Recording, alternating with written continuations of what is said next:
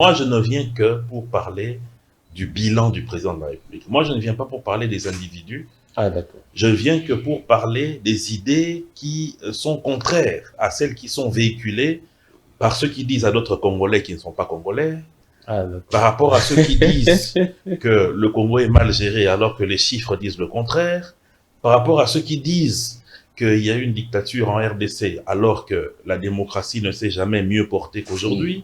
D'abord, il faut que les Congolais sachent, il faut que Mokonzi Mboka azali garant, il y a bon fonctionnement de l'institution. De par là, il a le devoir, et il a toujours bien répondu à ce devoir, de toujours mettre en synergie toutes les forces qui peuvent permettre au Congo d'aller de l'avant. C'est comme ça que depuis qu'il a eu son pouvoir, le président de la République n'a cessé de tendre la main à tous ceux qui réellement veulent que Congo ait des Liboso. Rappelez-vous, lorsqu'il y a eu les blocages de FCC Cash, Mokonzi Mboka a tendu la main à tous ceux qui voulaient construire avec lui l'union sacrée de la nation pour qu'il y ait un nouveau visage de gestion en République démocratique du Congo. C'est ce qui a été fait. Alors, l'opinion s'impatiente, Jean-Thierry Mosenempo. Non, l'opinion ne s'impatiente pas. Ce sont non. La crise Monsieur Gramic, s'il vous plaît. L'opinion ne s'impatiente pas. C'est quelques individus qui s'impatientent. Ils s'impatientent pourquoi? Parce que pour eux, ce n'est pas le calcul. C'est vrai qu'il y a certains d'entre eux qui sont dans le souci de se mettre ensemble pour que le Congo aille de l'avant. Mais il y a d'autres qui sont dans la posture de se retrouver en termes de poste. Et ça n'a rien à voir avec l'opinion nationale.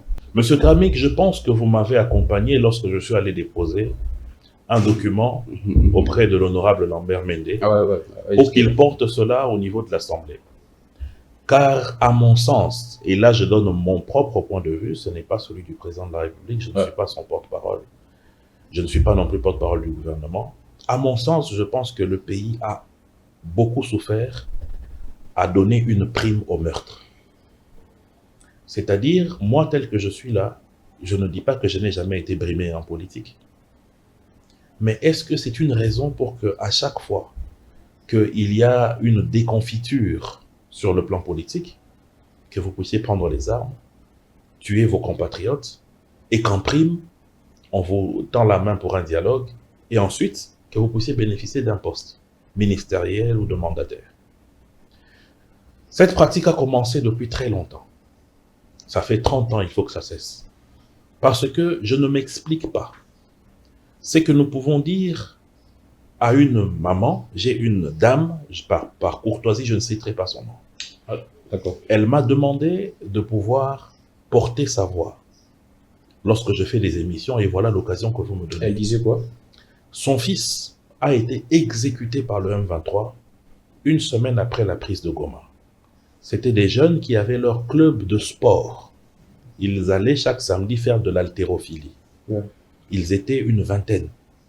Le M23 est venu les surprendre à leur lieu de sport et ils ont été obligés d'aller à Rumangabo pour devenir des chairs à canon pour le compte de ces terroristes du M23. Ces jeunes ont refusé. Ils ont été tous massacrés. Je pense que vous avez même eu à voir les images à l'époque de ce premier massacre porté par le M23 dans la ville de Goma. Une maman comme ça, vous allez lui dire que Corneille Nangaa doit être pardonné par l'État. Accord à Washington, Naoyo, opposant Baza Koloba, Baza Kobuka Lokuta, les a échectés. Les a échectés pour l'année. Pour être aussi là qui commande l'olengenini trahison Israël qui n'a qu'à terminer Nabiso. Nakisa trahison na ezali nombre ya ba généraux yo lelo bazali liboso ya haute cour militaire baza ko sambisa bango. Mokonzi Mboka soki azwaki mokano ya kokotisa diplomatie na stratégie ya réponse ya crise ya insécurité ya ST mbele tango mosusu monguna si akusana ki makasi. J'ai beaucoup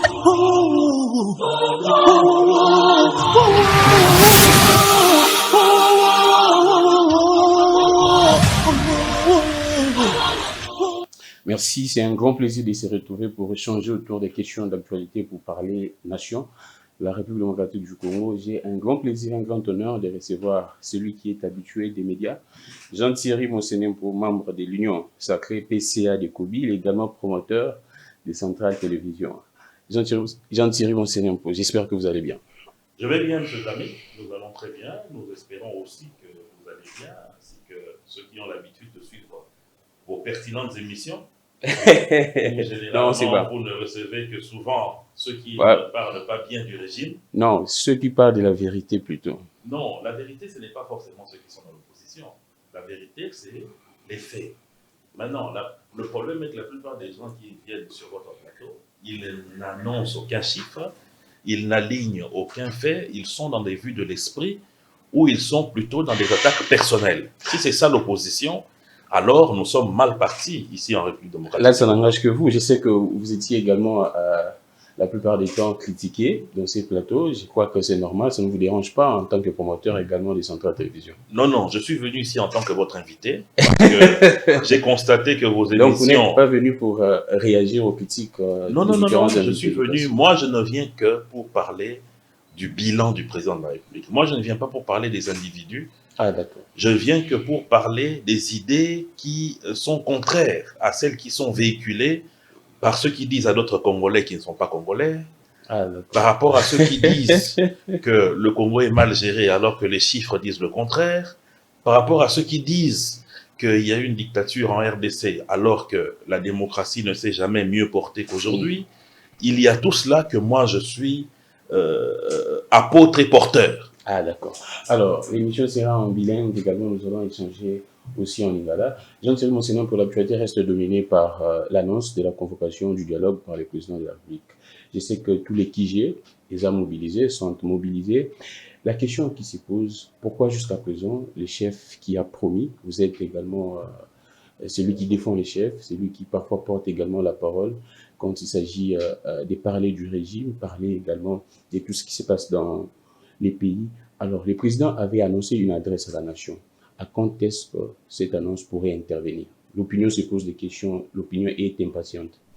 Merci beaucoup, Ndeko Gramik. D'abord, il faut que les Congolais sachent, il faut pas que Mokonzi Mboka Azali garant, il y a bon fonctionnement de l'institution.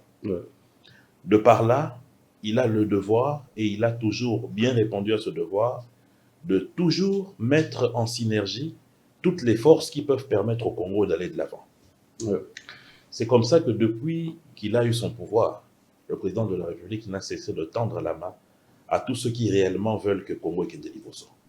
Rappelez-vous, lorsqu'il y a eu les blocages de FCC Cash, Mokonzi Mboka a tendu la main à tous ceux qui voulaient construire avec lui l'union sacrée de la nation pour qu'il y ait un nouveau visage de gestion en République démocratique du Congo. C'est ce qui a été fait. Deuxièmement, lorsque le président de la République s'est rendu compte que la nation était attaquée, il a tendu la main à tous ceux qui voulaient réellement faire partie d'un camp de la patrie pour défendre la nation. Rappelez-vous les consultations menées par le Conseil spécial des rentes coloniales. Aujourd'hui encore, le président de la République a tendu la main à Martin Fayulu qu'il a reçu.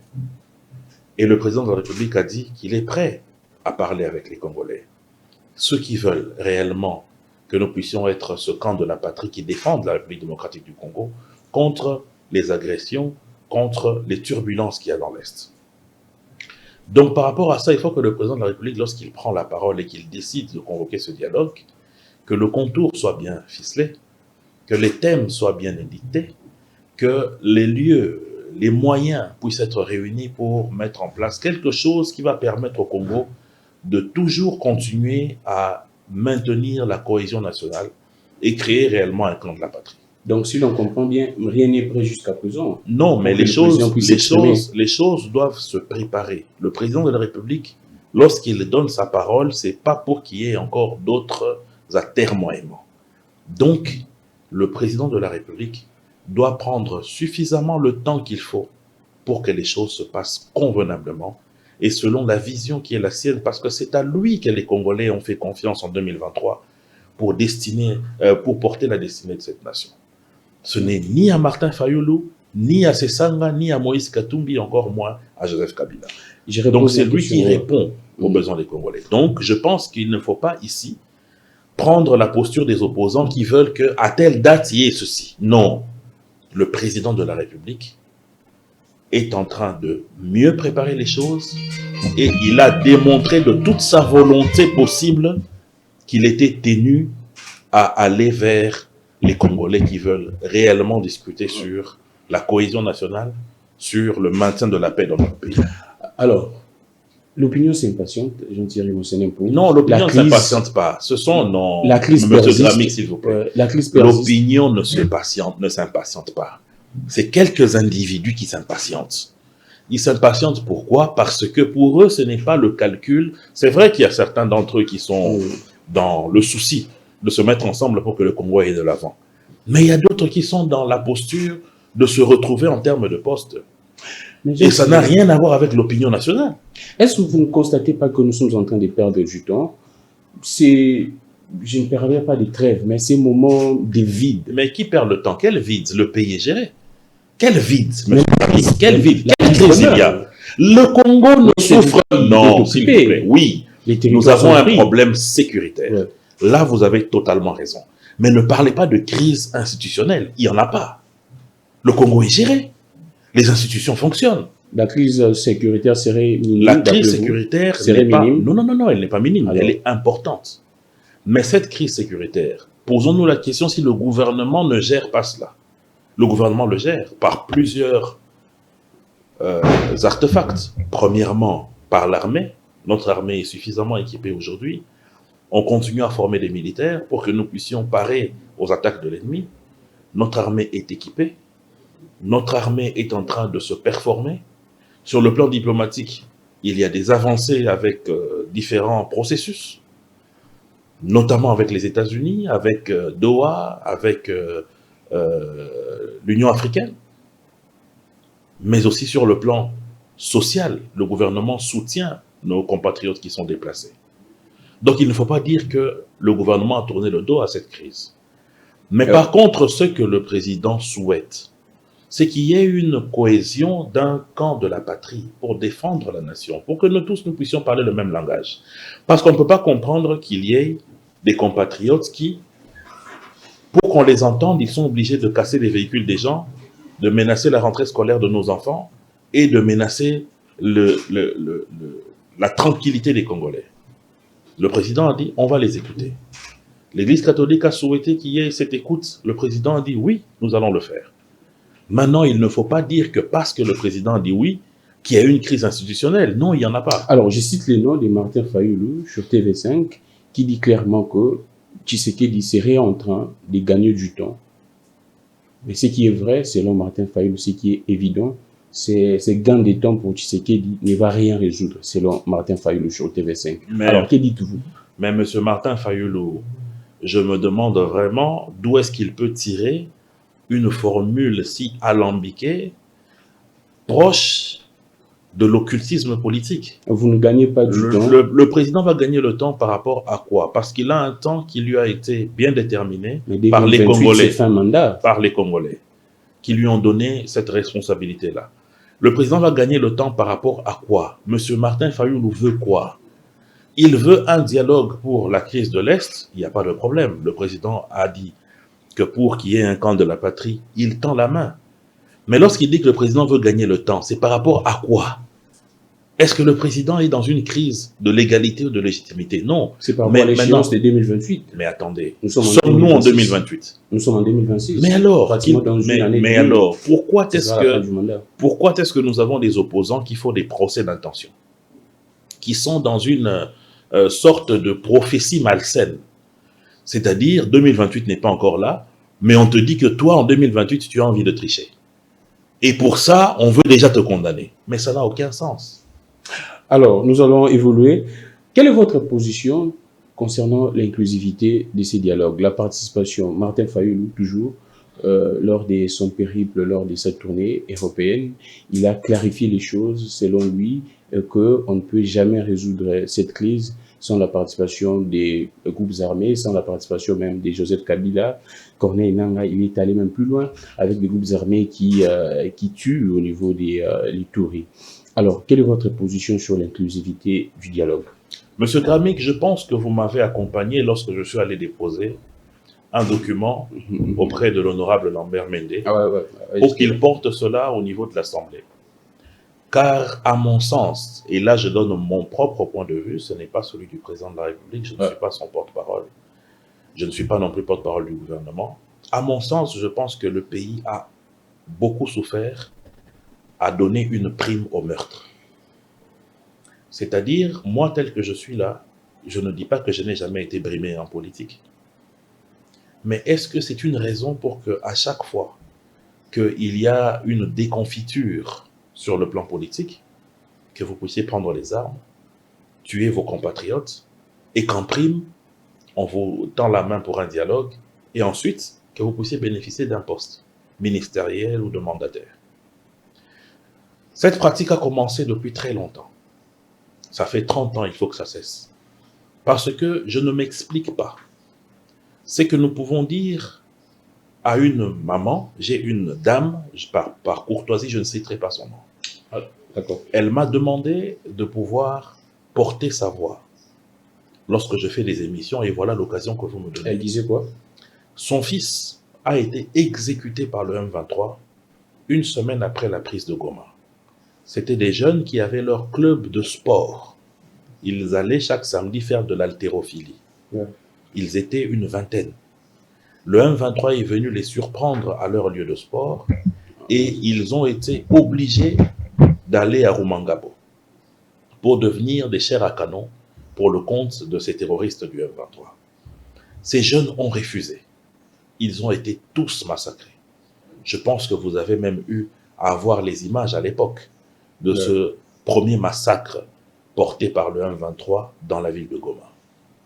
Une maman comme ça, vous allez lui dire que Corneille Nangaa doit être pardonné par l'État. Mais qui va faire justice pour elle qui a perdu un fils, un espoir pour sa famille? Et ce n'est qu'un cas sur 6 millions, mon cher frère. Est-ce que nous allons continuer comme ça? Donc ça signifie que demain, vous, M. Gramic, le CESAC, par exemple, vous interdit de prester, vous allez prendre les armes, vous tuez des Congolais, vous revenez ici, on vous prime par un dialogue et par un poste. Moi, je pense que parler avec les belligérants, ce n'est pas interdit. Mais il faudrait qu'il y ait une justice qui permette à ce qu'ils répondent des méfaits qu'ils ont eu à faire. Rappelez-vous, lors de la Deuxième Guerre mondiale, n'est-ce pas que l'Europe, l'Occident, les États-Unis faisant partie, ont eu à signer des pactes d'armistice avec l'Allemagne vaincue de Hitler. Mais les nazis, ils ont été traités au cas par cas. Ce ne sont pas tous les généraux de Hitler qui ont été comme ça amnistiés et libérés. Il y a de ceux qui ont été condamnés. Rappelez-vous du procès de Nuremberg. Donc c'est pour vous dire que nous ne pouvons pas donner de prime à la criminalité.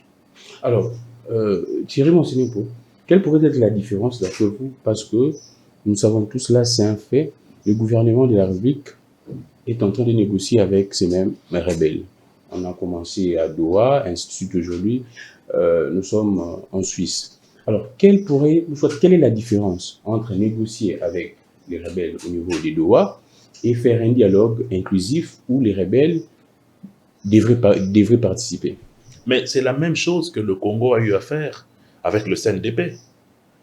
Le Congo a discuté avec le CNDP, même si après c'est devenu le M23. Mais certains responsables du CNDP, comme Bosco Taganda, se sont retrouvés à la CPI. Donc ça signifie que le mouvement en soi peut avoir des négociations avec le gouvernement, mais il y a certains cas de flagrance qui ont participé par commandement ou par exécution personnelle par des actes de violence, de crimes contre l'humanité, de meurtres avérés. Ces personnes-là doivent passer par le banc de la justice. On ne peut pas accepter aujourd'hui qu'une personne comme le général Sultani Makenga, qui a donné l'ordre qu'on exécute les compatriotes congolais à Kishiché, et même à Ouvira, puisse comme ça demain, par le mysticisme d'un dialogue, revenir dans notre armée comme général de brigade. et venir ici à Kinshasa se promener dans nos rues, alors qu'il y a des centaines de familles qui ont été endeuillées à cause de lui. Quelqu'un comme Corneille Nangaa, qui a décidé de la mort de ses propres compatriotes, seulement parce qu'on lui a arraché une mine qu'il avait d'ailleurs reçue de manière indue. Une personne comme ça doit répondre des commandements qu'il a eu à donner contre la vie des Congolais. Parler à Doha est spécial que dialoguer en interne ici? Non, il faut comprendre une chose. Allons-y. C'est que nous avons des engagements vis-à-vis des structures internationales qui nous accompagnent dans le dialogue avec ce mouvement rebelle-là, notamment les États-Unis, mais aussi le Qatar et l'Union africaine. Les processus que le gouvernement suit est échelonné dans cette recommandation de ces structures-là, dont le Conseil de sécurité des Nations Unies aussi. Mais cela n'empêche pas qu'il y ait aussi des mécanismes internes pour discuter avec les uns et les autres. Mais ces mécanismes-là ne doivent pas avoir une inclusivité aveugle, parce que sinon nous allons donner une prime à la criminalité. Et ça, c'est inacceptable. Alors, nous restons dans ces chapitres. Vous êtes d'avis, ou soit il y a une rumeur qui circulait il y a quelques jours, faisant état que Corneille Nangaa pourrait être interpellé au niveau de la CPI. Est-ce que vous excluez cette hypothèse, ou vous la soutenez?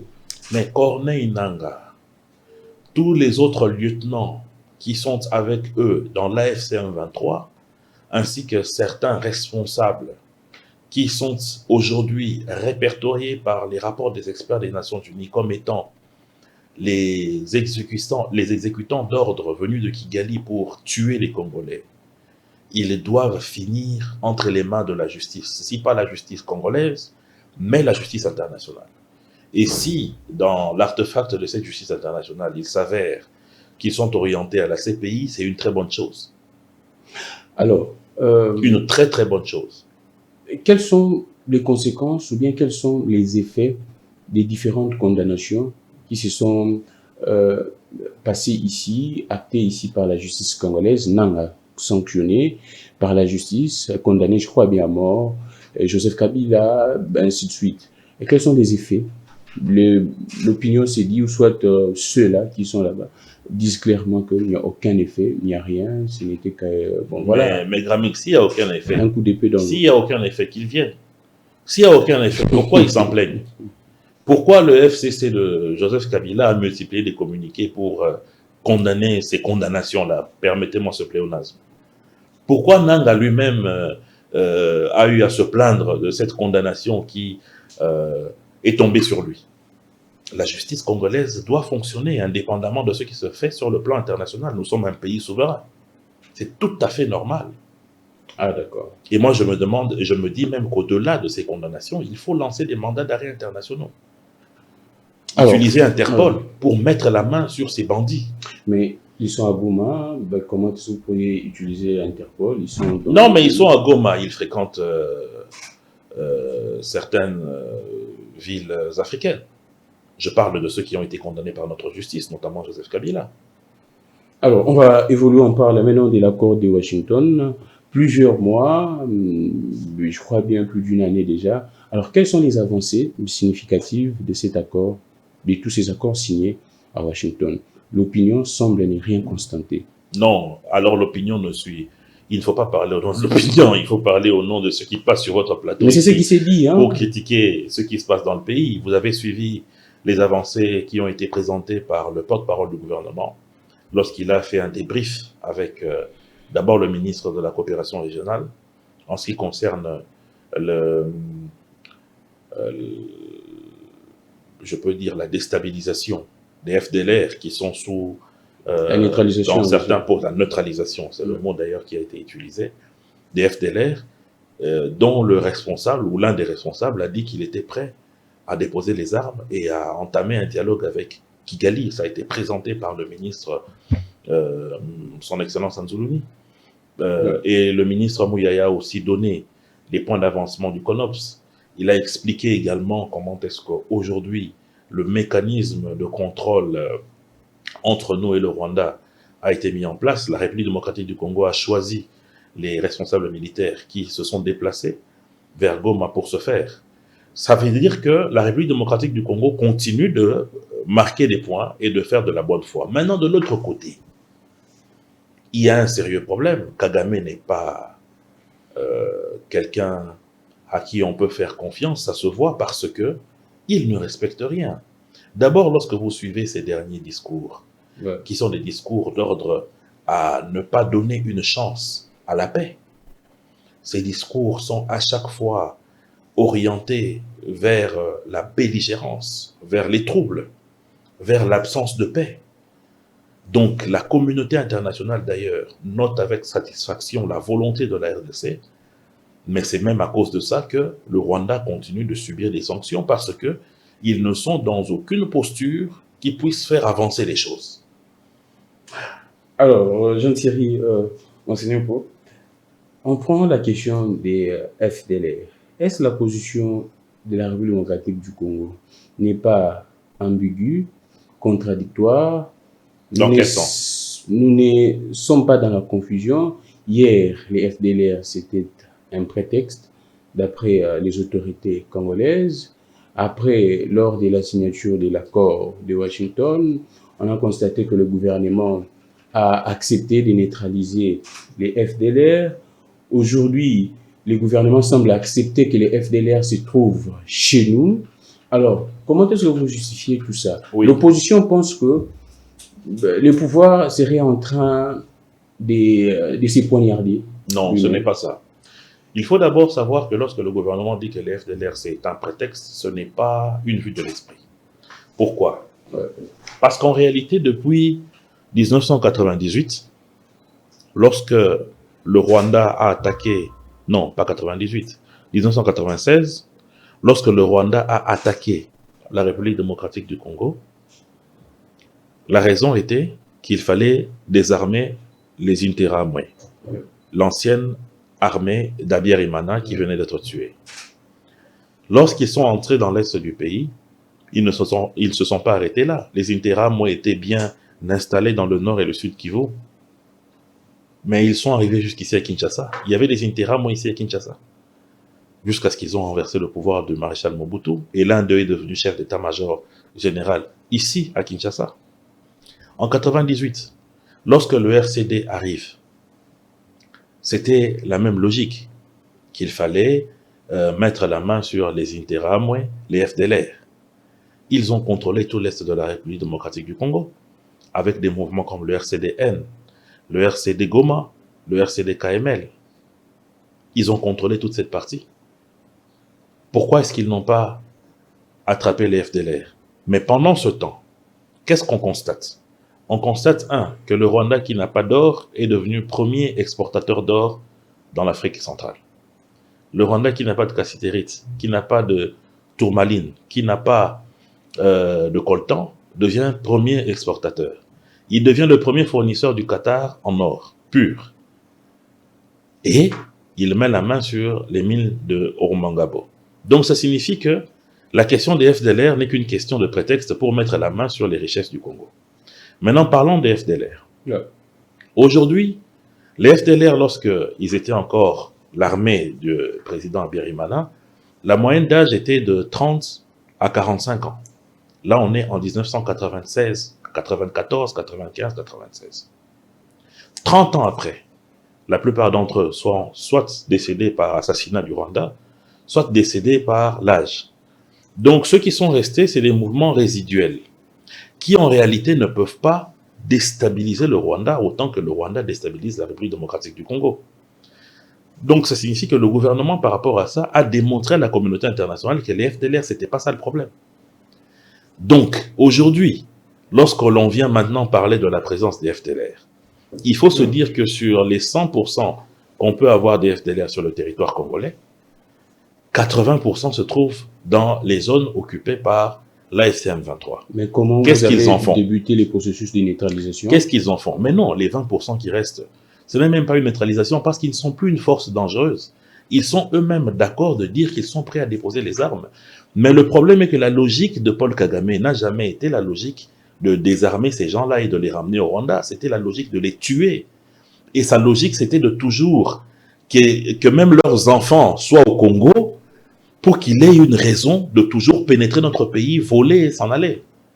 Donc, lorsqu'aujourd'hui on est en train de parler des FDLR, en réalité, on est en train de vider la substance de l'argument principal de Kagame.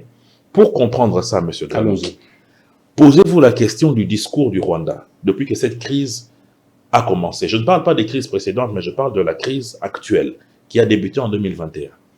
Premièrement, le souci du Rwanda a commencé par la route nationale qui devait être construite de l'est de notre pays jusqu'en Ouganda. Il a dit que le Rwanda n'était pas consulté par rapport à cette route-là alors qu'il y avait ses intérêts. Deuxièmement, il a expliqué que le problème, c'était que la RDC était en train de minoriser une population congolaise rwandophone et que c'était le devoir du Rwanda de venir les défendre.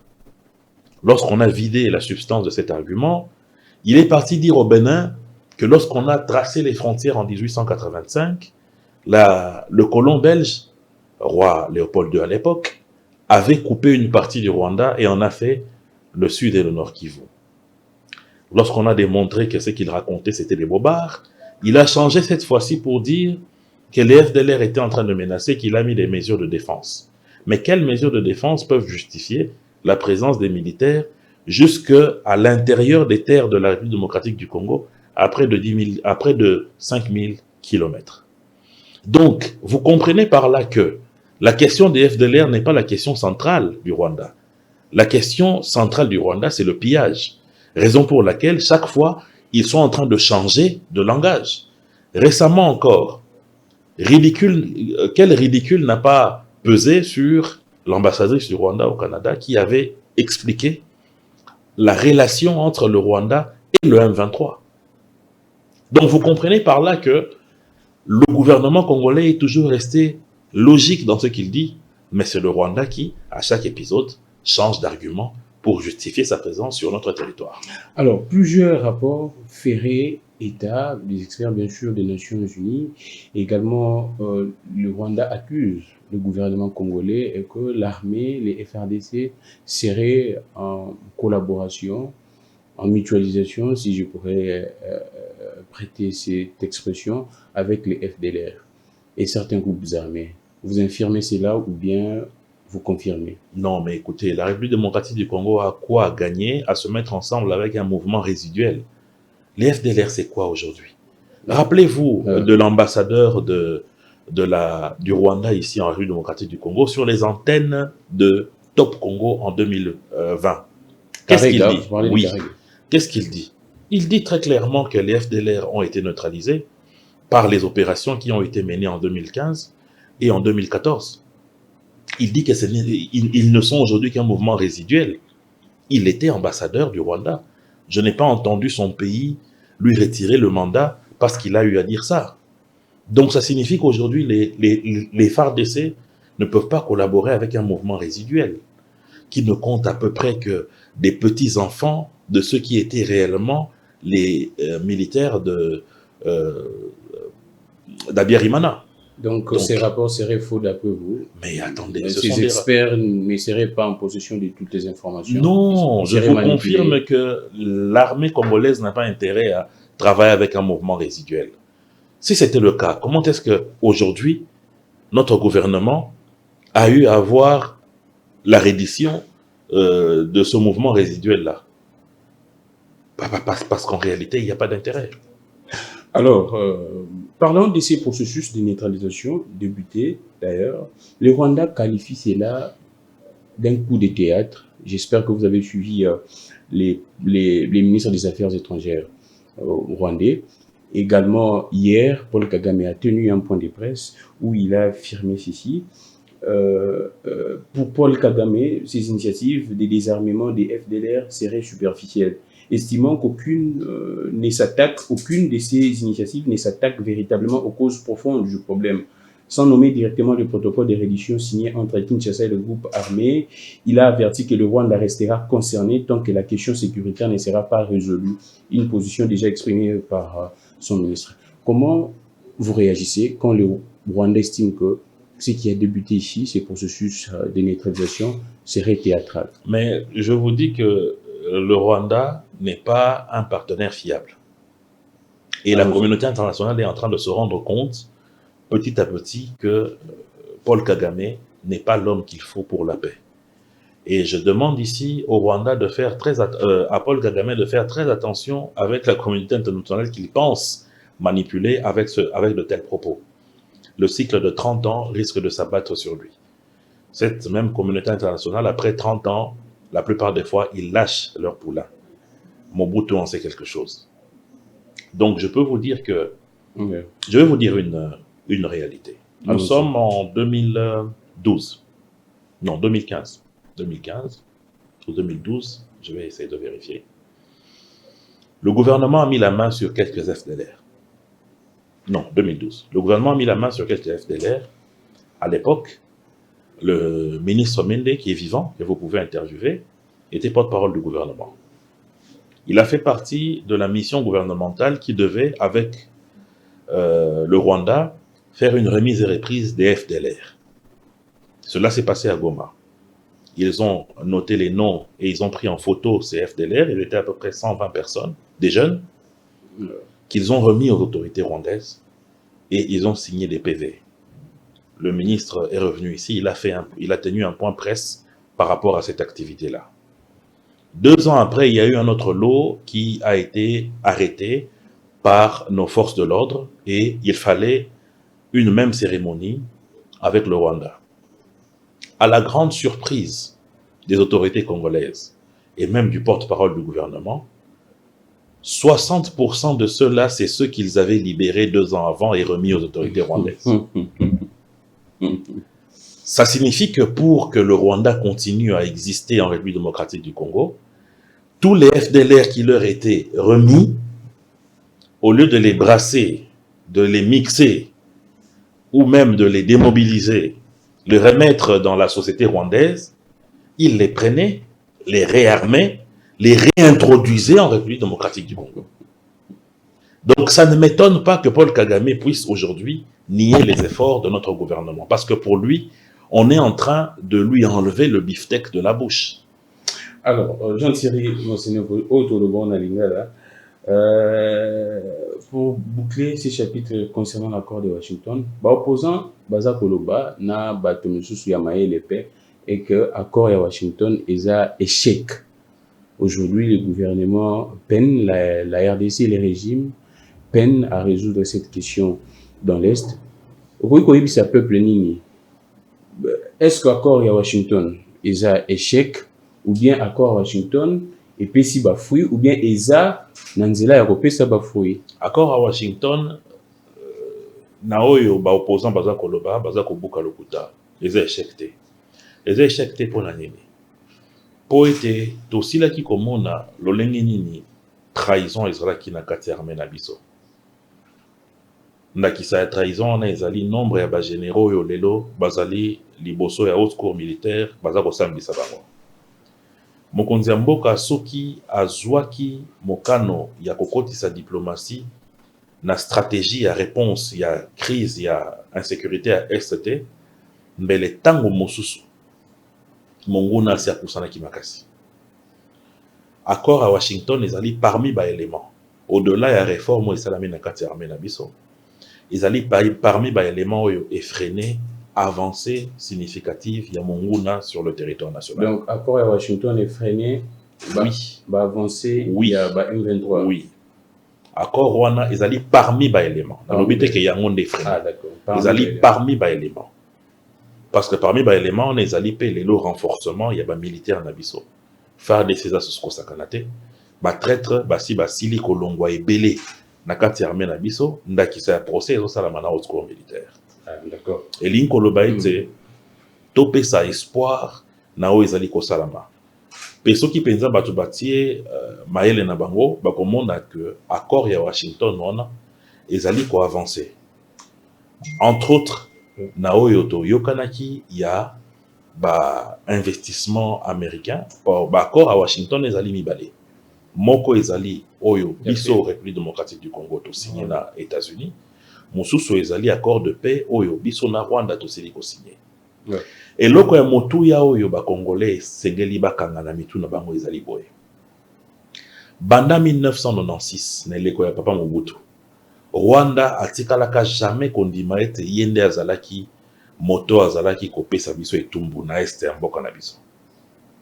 Grâce à la diplomatie ya Félix Tshisekedi, tomoni Kagame akei ko signer accord na Washington. Victoire à monene accord wana ezali nini ya liboso ezali que pour la première fois Kagame a reconnaître que yende aza grand déstabilisateur ya sous-région ya Grand Lac. Rappelez-vous, tango tolonga ki M23 awa na 2012, tango accord cadre ya Addis Abeba esalamaki, Rwanda lobaki ya makambo wana te, accord wana esengelaki ezala signé na bamboka ebele, yango monaki Uganda signaki na bamboka mosusu lokola Tanzanie.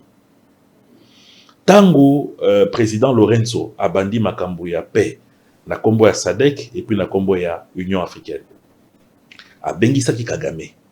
Kagame lobi nakoya kosala nini na mboka na yo? Félix Tshisekedi esengeli asola na M23 eza makambo na ngata. Donc banda 96 ti azali kaka kowanga na ke ya yebi na ye makambo wana te. RCD ezalaki ete, AFDEL ezalaki ete, CNDP ezalaki ete, M23-1 ezalaki ete, M23-2 ezalaki ete. Ti sikoyo toye kokanga ye siko ke yende mobomi ya ba Congolais.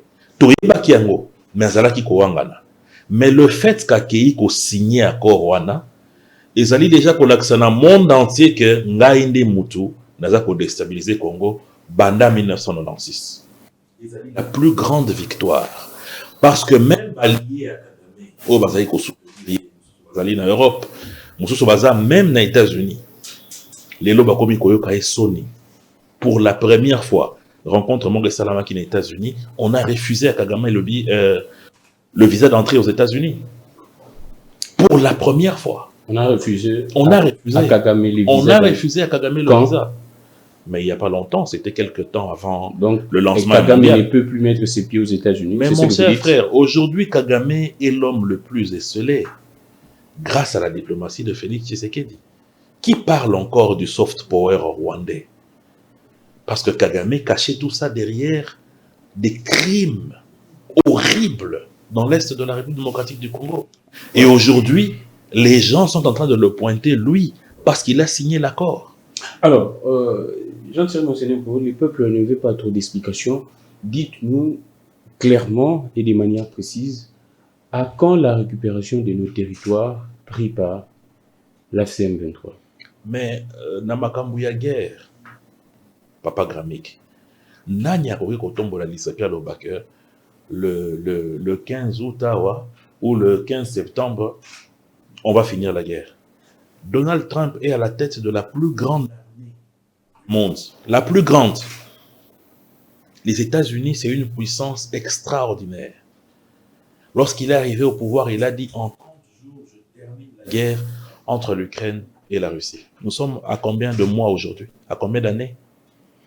Lorsqu'il a commencé, s'il vous plaît, lorsqu'il a commencé la guerre avec l'allié Israël contre l'Iran, il a promis que dans 20 jours, tout cela sera fini. On en est quand aujourd'hui? Lors de la Deuxième Guerre mondiale, l'Allemagne nazie avait une puissance de feu extraordinaire. Il s'est promis d'écraser Staline en 1 mois. Mais rappelez-vous de la bataille de Saint-Pétersbourg. Les territoires américains ne sont pas pris. C'est pour vous dire quoi, mon cher ami? C'est pour vous dire quoi? C'est pour vous dire que la guerre est une donne incertaine. Nous serions en train de condamner le gouvernement si rien n'était fait. Mais je viens de vous dire ici que sur le plan militaire, sur le plan diplomatique, sur le plan social, humanitaire, les choses sont en train d'être faites. Faisons confiance au président de la République. D'accord, le peuple comprend la communication des gens. Alors, on prend très rapidement sur des chapitres, on tend déjà vers la fin, on prend la question épineuse, je ne sais pas comment vous allez réagir.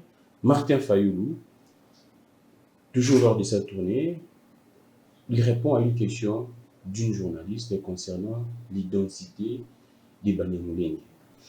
Alors, je n'aimerais pas répondre aux propos de Martin Fayulu, mais d'après Thierry Monsenenko, un monsieur très intelligent que beaucoup aiment lire, suivre, d'après vos recherches, soit vos informations, c'est vrai, les chefs de l'État avaient dit les Banyamulenge sont des Congolais.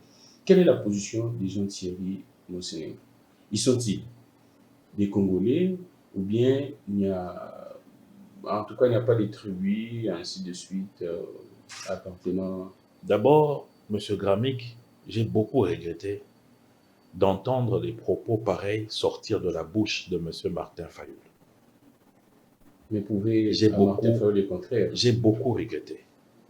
J'ai beaucoup regretté parce que il ne peut pas dire que les Banyamulenge ne sont pas des Congolais, alors que nous avons eu dans ce pays, ici, un vice-président, Munyamulenge, Azarias Ruberwa.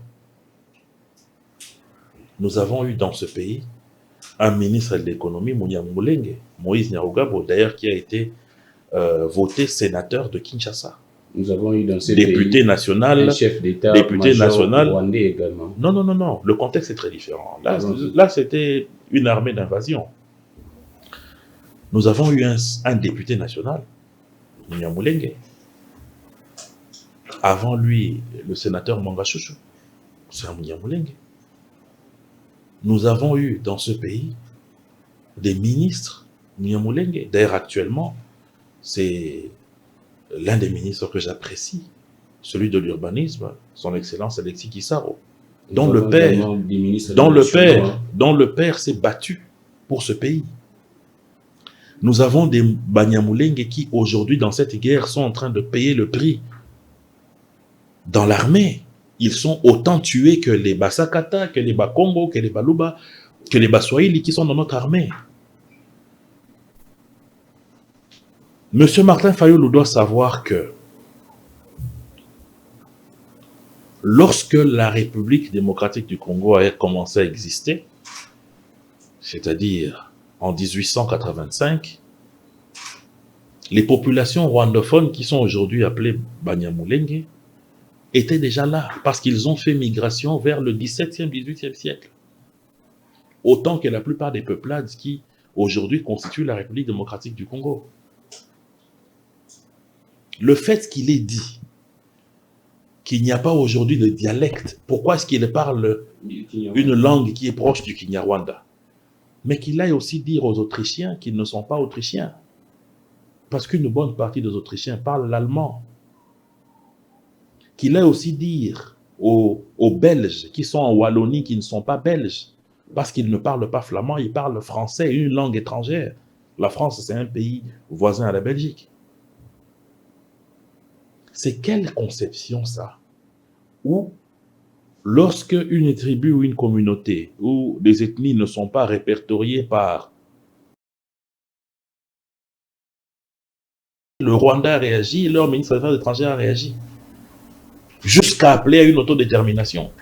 Mais comment M. Martin Fayulu peut tenir de tels propos?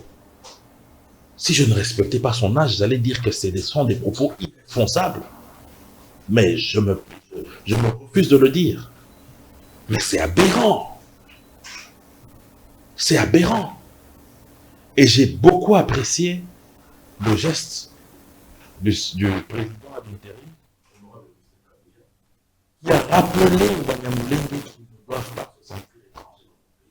Notre ennemi ici, c'est Paul Kagame. On ne peut pas répondre à l'agression de Paul Kagame en rendant certains Congolais étrangers. Ce n'est pas ça la réponse à Paul Kagame. D'ailleurs, il adore lorsque des gens comme Martin Fayulu disent de telles choses. Parce que ça, c'est ce que lui défend. Donc, en d'autres termes, Fayulu serait... Mais attendez, aujourd'hui, lorsque vous avez Corneille Nangaa qui est du Haut-Ouélé, qui est un allié de Paul Kagame, est-ce qu'on va dire que les gens de Haut-Ouélé sont étrangers? Lorsque vous avez beaucoup d'autres Congolais qui sont d'autres provinces ici, il ne faut pas stigmatiser une seule communauté. Parce qu'il y a 1, 2, 3 fils d'entre eux qui sont dans la rébellion. Mais nous tous, nous avons des fils et des filles qui y sont, de nos tribus, de nos provinces. On ne doit pas stigmatiser un seul Congolais. Et le président de la République l'a dit, les Banyamulenge sont des Congolais. On sait où les trouver. Ah, d'accord. Alors, on va évoluer. On va d'abord une petite pause. Et c'est à cause de ça, M. Grammy, que le C64 ne peut pas être une alternative. Parce que c'est un conglomérat, comme l'a dit Mouzé, d'aventuriers. La coalition C64 est un conglomérat. Mais il n'a fallu que de 2 mois, je l'ai dit hier, 2 mois pour qu'il se déstabilise, qu'il se discrédite. Regardez M. Martin Fayulu, qui vient ici dire aux Congolais, malgré les morts, malgré tout, Sultani Makenga et Corneille Nangaa sont les bienvenus. Regardez M. Kabound et M. Sessanga. Ils ont quitté la logique d'une opposition républicaine qui vient avec un contre-discours. Ils sont devenus des horlogers suisses, à multiplier les dates. Le 15 août, le 15 septembre, le 15 octobre. Totalement ridicule. Regardez ensemble aujourd'hui. En déliquescence. On a un lieutenant qui insulte le président, qui menace le président qui suspend le lieutenant, le colonel défend le lieutenant. Un désordre indescriptible. Regardez souvent le Congo. Le leader est perdu dans les sanctions qu'il a reçues. Il les minimisait, mais aujourd'hui, il est en train d'en subir les conséquences de plein fouet. Mais pendant ce temps, qu'est-ce qui se passe? Le Congo est en train de se construire. Les routes sont en train d'être bâties. Notre économie est la meilleure de l'Afrique subsaharienne, résiliente malgré la guerre. On va enchaîner. Jean-Thierry Bonsenebo, Martin Fayulu, hier, lors de son retour, accueilli d'ailleurs de manière, je ne sais pas, il y a eu une foule, selon ses sympathisants, une foule immense. Alors, il dit ceci, pas de 3e mandat, pas d'évissement, pas du tout, Félix doit partir en 2028 et que toute manœuvre, tout les dilatoires est collégaté. Comment vous réagissez? Il dit, il confirme, c'est 15 septembre, l'opposition va marcher à destination du palais du peuple. Comment vous réagissez quand Martin Fayulu dit que, tiens, 2028, c'est en tout cas, ça ne va pas passer? Déjà, lui, on ne l'aime plus avec ce qu'il a dit sur nos compatriotes Banyamulenge. Il nous a déçus. Il nous a déçus. Deuxièmement, vous avez oublié quelque chose. Cette foule immense-là, il y a eu des bagarres après. Ouais. Ils ont accusé les forces du progrès, qu'on les a attaqués, ce qui est totalement faux. Oh, comment ça? La bagarre, d'après les informations que j'ai reçues, c'est que l'argent destiné à la mobilisation promis aux militants n'est jamais arrivé. Et la bagarre est sortie parce que on a soupçonné un cadre de l'ECID d'avoir détourné cet argent. Encore qu'il faut savoir si on lui avait donné. Deuxièmement, le discours de Martin Fayulu, je ne m'en occupe plus. Parce que c'est un discours changeant. C'est un discours qui, selon la saison, change. Il n'y a pas de fil conducteur logique de ce qu'il dit. Tantôt il dit, pas question à ce qu'on touche la Constitution, il mobilise pour ça. Maintenant il est en train de venir dire que pas de 3e mandat. Qui lui a dit que Félix Tshisekedi va faire un 3e mandat? Qui lui a dit ça? Ça existe où d'abord le 3e mandat? Dans quel document c'est écrit 3e mandat? Il parle de 2028, mais la Constitution le dit déjà. Maintenant, nous on attendait que Martin Fayulu, en revenant, demande pardon au Banyamulenge, ça allait le grandir. Si à sa descente d'avion, lorsqu'il a pris la parole devant la centaine des gens qui l'accompagnaient, s'il avait dit, pas les milliers, la centaine des gens qui l'accompagnaient, s'il avait dit, je demande pardon au Banyamulenge, ça l'aurait grandi. S'il avait dit, je reconfirme la condamnation de l'agression que subit la République démocratique du Congo par le Rwanda, ça l'aurait grandi. S'il avait dit, je condamne la participation des Congolais à cette agression, notamment Corneille Nangaa et Joseph Kabila et tout le reste, ça l'aurait grandi. Mais rien de tout ça. que des balances, des mots et tout ça. Le pire maintenant, c'est quoi? Le pire maintenant, c'est quoi?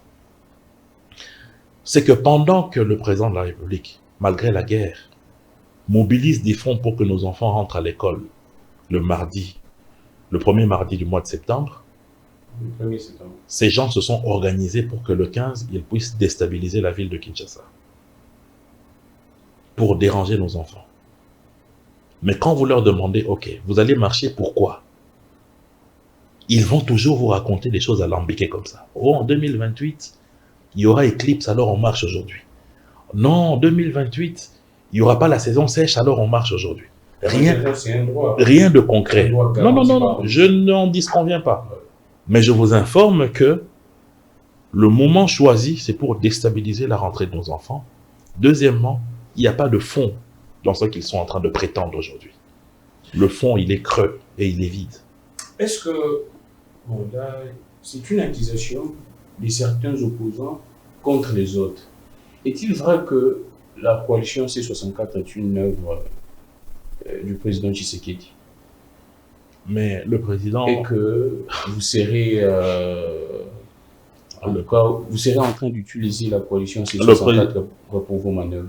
Le président, il faut toujours... Tshisekedi sauvons la RDC. Lorsqu'il y a une accusation, il faut toujours se demander quelle est la motivation.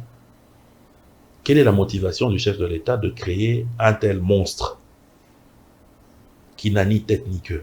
Quelle est la motivation? Quelle est la motivation? Aucune. Il n'y a pas de motivation.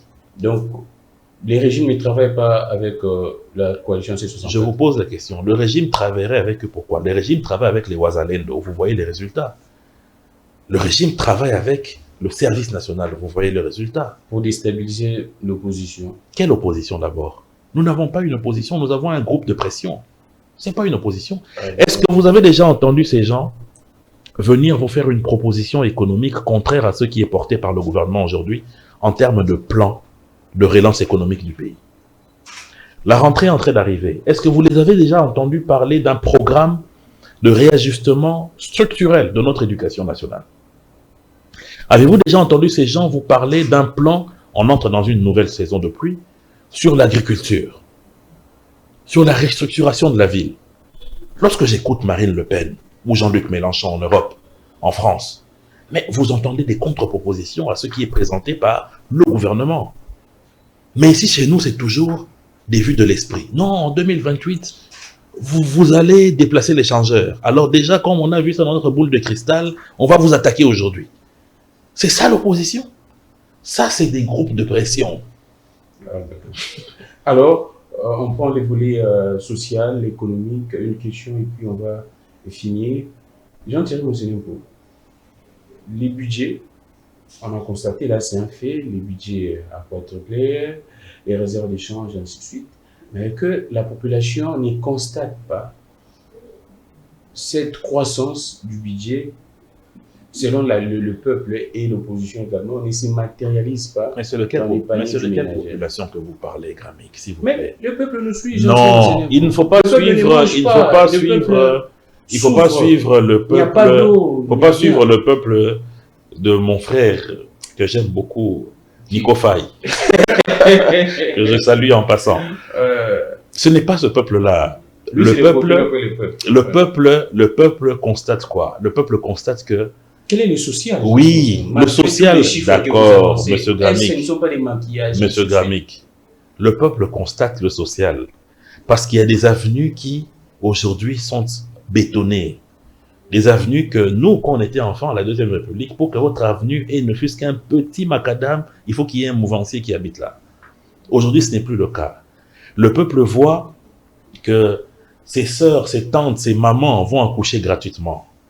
Le peuple voit que ses petits frères, ses enfants qui sont à âge d'études primaires vont à l'école gratuitement. Le peuple voit que maintenant le Congo a une compagnie aérienne qui dessert non seulement la République, mais aussi le monde entier. Le peuple voit comment est-ce qu'il y a des ponts qui sont jetés partout. Le peuple voit comment est-ce que les universités qu'on enviait en Égypte, en Afrique du Sud, on les voit aujourd'hui. Le peuple voit comment est-ce que les provinces sont reliées. ici, pas loin, à Delvaux, là où il y avait une grande érosion, les gens pleuraient chaque jour. À Lalou, le peuple a vu comment est-ce qu'ils ont été sauvés. Le peuple qui était, ils ne pensaient même pas que la route allait passer par eux à Mitendi, vers Kimwenza Gare, là-bas avec la rocade. Ils ont vu le boulevard de la rocade arriver. C'est pour vous dire qu'aujourd'hui, le peuple sait qu'il y a des difficultés liées à la guerre. Et que n'eût été cette guerre, ce pays allait être très loin.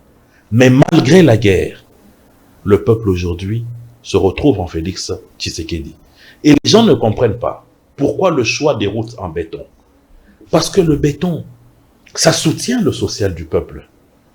Le sable qui est utilisé pour faire le bétonnage des routes provient de nos rivières ici et du fleuve. Les cailloux ou les caillasses qui sont utilisés proviennent ici de Kinsuka et d'ailleurs. Le ciment est produit par les cimenteries installées en République démocratique du Congo. Les barres de fer sont fabriquées ici à Maluku notamment. Mais qui sont les artisans de tous ces intrants-là qui permettent de bétonner les routes? Mais ce sont des Congolaises et des Congolais comme toi et moi. Cet argent qui circule, ça va où? C'est consommé où? C'est consommé dans nos marchés, dans nos supermarchés. L'argent circule, l'économie se maintient. Ce qui explique que notre produit intérieur brut a explosé. Et pour ça, je vous demanderai même d'inviter le prof que j'aime beaucoup, le professeur Godin Poy, l'homme des chiffres, qui va vous donner des précisions que le PIB de la RDC, c'est le meilleur en Afrique subsaharienne et c'est le meilleur de notre pays depuis son indépendance. Mais le peuple ne mange pas, gentiment. Mais Gramic, attends, aucun gouvernement au monde, s'il vous plaît, aucun gouvernement au monde ne va venir avec une assiette stockée dans votre porte et vous donner de la nourriture. Mais le gouvernement permet, mais de quoi tu parles? Ceux qui sont en train de travailler aujourd'hui dans le service national, ce sont des vieux. Ceux qui sont en train de faire les chantiers aujourd'hui qu'on est en train de bétonner partout, dans la République démocratique du Congo, pas à Kinshasa, ce sont des vieux, ce sont des jeunes qui ont de l'énergie. Mais lorsque, attendez, moi j'ai une petite ferme à Kimwenza Gare, là où je fais l'élevage des poules pondeuses. Mais avant, oui, une petite ferme. Mais attendez, avant, j'y allais difficilement. Aujourd'hui, avec la construction de la rocade, j'y arrive en 45 minutes. Mais je vous dis que lorsque la rocade était en train d'être construite, le paysage était désertique. Mais bizarrement, le dimanche passé, j'ai vu des boutiques s'ériger, des hôtels être construits, des écoles venir, la régie des eaux distribuer de l'eau, la SNEL faire passer les câbles. C'est comme ça que le développement arrive. C'est comme ça que l'État soutient son peuple. L'État ne viendra pas avec du pain, monsieur Gramic, vous mangez quel nombre de baguettes, voilà pour vous. Non, l'État donne les conditions. Et le peuple, qui est à majorité jeune, soutient cette économie par des activités. Alors, Jean Seri, que dites-vous, là, c'est vraiment, ce sont les dernières questions. Le régime Tshisekedi est un régime des scandales, plusieurs scandales de tout type, selon l'opinion. Qu'est-ce que vous dites? Scandale en termes de gestion, scandale en termes, en fait, il y a des images qui circulent, ainsi de suite. Non, mais il faut faire un distinguo, monsieur Gramic, entre ce qui est vrai et ce qui ne se situe qu'au niveau des buzz. Parce qu'il faut savoir aujourd'hui que si vous et moi, ici dans ce plateau, sur votre plateau, nous nous échangeons quelques mots discourtois, dans les heures qui suivent, les réseaux sociaux vont dire Monsenepo et Gramic se sont donné des coups. Ils se sont battus. D'autres vont même aller plus loin pour dire que c'est parce qu'ils étaient ivres. Ainsi de suite. L'amplification des réseaux sociaux. Il y a une vidéo virale dans les réseaux sociaux où on montre une dame au niveau de la cité de l'OIA, là où vit les présidents de la République, et on a tous suivi. C'est ça le buzz. Mais ça prouve même que le président de la République est un homme tolérant. Parce que vous avez suivi les vidéos après où on a dit que la dame était atteinte de troubles psychiques. Un membre de sa famille, en la personne de l'honorable Wivine Moleka, et comment a expliqué cela. Je vais vous raconter une histoire. Venue chez Thierry Monseigneur. Je vais vous raconter. Pas venue je vais vous raconter. Chez membre de l'Union sacrée seulement au Palais de la Nation. Je vais vous raconter une histoire. À l'époque, le président Mzé, et c'est Moïse Kongolo qui me l'a raconté quand il était vivant, parce qu'on se fréquentait souvent. À l'époque de Mzé Laurent Désiré Kabila, une femme a fait la même chose. Il est venu dire que Mzé était... Oh, sous Kabila, c'était également la même chose. Mzé, le père. Les pères, oui. Elle est venue dire qu'à l'époque où Mzé était venu à la conférence nationale, il avait rendu grosse et qu'il a eu un enfant et tout ça. Mzé a dit quoi? Prison. La femme a été mise en prison. Des années passent. Vous savez, quand vous êtes prisonnier d'un président, personne ne vient rappeler au président que vous avez une prisonnière. L'événement se passe en 1998. Mzé est pris par la guerre, les accords et tout ça. Il oublie la dame et l'enfant. C'était une grande fille. Prison. Finalement, ils vont sortir à quelle occasion? Quand Mzé meurt. Et finalement, Mwenze rencontre la dame. La dame dit, ah papa, ce sont les gens qui m'ont poussé à faire ça. Comme j'étais katangaise, peut-être que j'allais être mieux écouté. Mais c'est la chose, s'il vous plaît, c'est la chose que je regrette de ma vie. Parce que j'ai passé des années en prison à cause d'un mensonge. Donc c'est pour vous dire que ce n'est pas parce que la dame n'a pas été arrêtée. Non, non, je n'ai pas dit qu'elle a été envoyée. Et ça a été expliqué qu'elle a un problème de trouble. C'est pour vous dire que le président de la République est humain.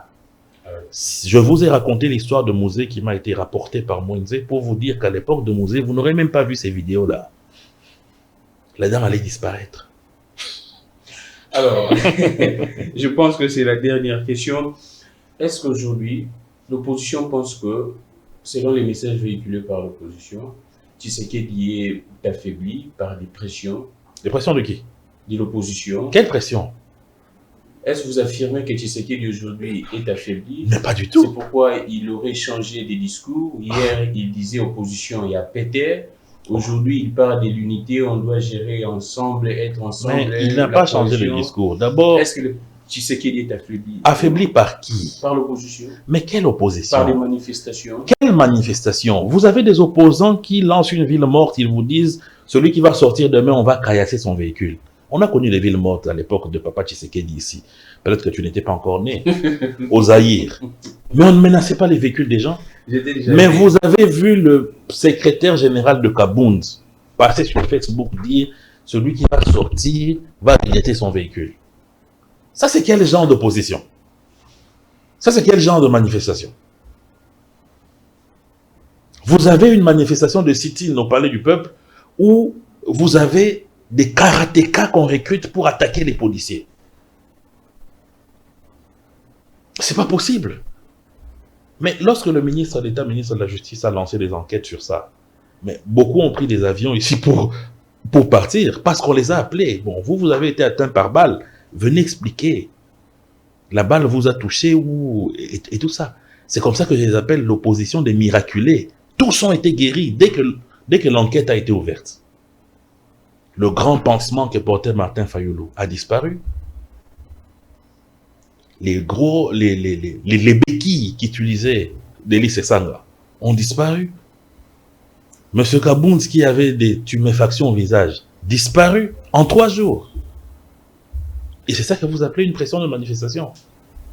Non, nous avons un groupe de pression qui utilise des moyens de brutalité pour faire peur à la population. En 2028, les élections seront tenues parce que jusqu'à présent, aucun acte qui précède la convocation des électeurs. Allez poser la question à la CENI. Je ne suis pas la CENI. C'est elle qui organise les élections. En tant que membre... Je ne gère pas les questions électorales. Posez la question au ministre de l'Intérieur et à la CENI. Moi, je sais qu'il y a une constitution dans ce pays qui régit les mandats, qui régit les timings et ainsi de suite. Le mandat s'est préparé pour les élections. Nous sommes pratiquement à... Mais qui vous dit que l'élection se prépare à 2 ans avant? Ça se prépare déjà l'année où il y a une élection. Donc l'élection se prépare déjà en 2023-2024. On ne voit aucun acte qui doit précéder la... C'est pour ça que je vous invite. C'est pour ça que je vous invite. C'est pour ça que je vous invite d'aller à la CENI. Parce que si la CENI pose des actes, comment je saurais? Merci beaucoup. Jean-Thierry Monseigneur, vous êtes à moi de vous remercier. Si vous avez un dernier mot. Le dernier mot. PCA des Kobil.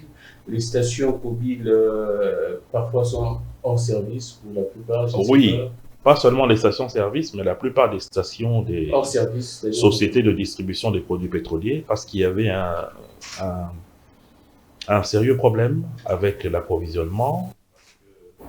Nous avions des discussions avec le ministère de l'économie en ce qui concerne certains paiements, des paiements des manques à gagner. Mais heureusement que le VPM Moukoko est un homme très pragmatique.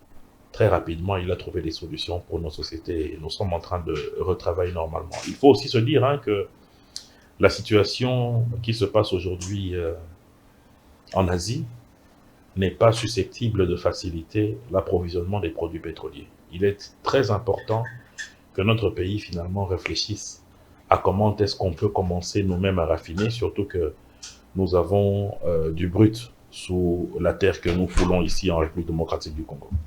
Ah, d'accord. Ouais. Merci beaucoup. C'est à moi de vous remercier. D'être passé. C'était un bonheur, un grand plaisir d'échanger avec notre invité. Aujourd'hui, le décor était un peu spécial, mais j'aimerais également faire une demande en direct pour dire que le décor spécial d'aujourd'hui ne reste pas que spécial, que ce décor puisse devenir habituel. C'est-à-dire à chaque fois qu'il y a une émission, que ce décor puisse être planté comme ceci. Merci à toute l'équipe technique. Merci à Bienvenue qui était là dans ces beaux plateaux, dans ces beaux cadres. Merci également à Abbé Mitterrand. Merci au Cordon. Merci également au DT. Nous allons nous retrouver très prochainement. Nous allons poursuivre avec nos invités. D'habitude, nos invités permanents. En tout cas, ça sera pour le bonheur également du peuple. Je suis Grammy Clégon et le Dieu de toutes les inspirations continue de nous inspirer et de vous inspirer autant. Au revoir. Safa,